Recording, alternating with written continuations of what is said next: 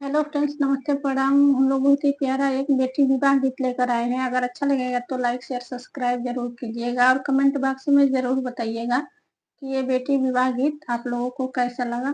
बहुत ही दर्द भरा बेटी विवाह गीत है। अगर अच्छा लगेगा तो लाइक शेयर सब्सक्राइब जरूर कीजिएगा। तो चलिए सुनाते हैं।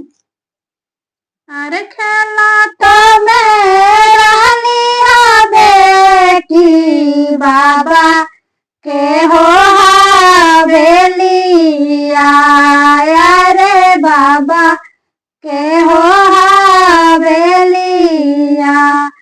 अरे चौक में आई हो गईले ढोली या हो कहारावा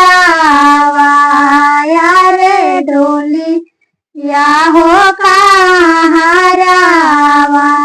अरे चौक में आई हो गईले ढोलिया हो कहारावा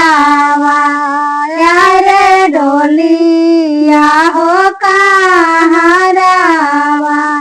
अरे कौन नीरा मैया हो पापा जी दीना वाहो सोचवाले अरे दीना वाहो सोचवाले। अरे कौन नीरा मैया हो चाचा जी दीना वाहो सोचवाले अरे दीना वाहो सोचवाले। अरे कौन नीरा मैया पापा जी ढोली या हो फनावाले अरे ढोली या हो फनावाले। अरे कौन नीरा मैया हो चाचा जी ढोली या हो फनावाले अरे ढोली या हो फनावाले।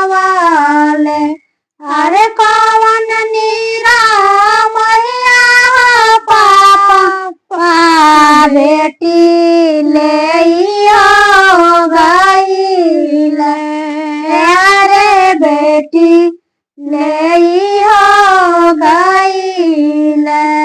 अरे कौन नीरा मैया हो चाचा जी बेटी ले हो गईले अरे बेटी ले हो गईले।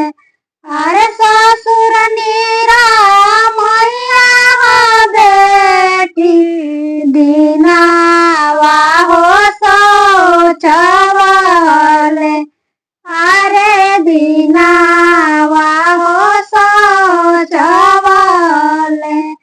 अरे ससुर नीरा मैया हो बेटी दीना वाहो सोचवाले अरे दीना वाहो सोचवाले।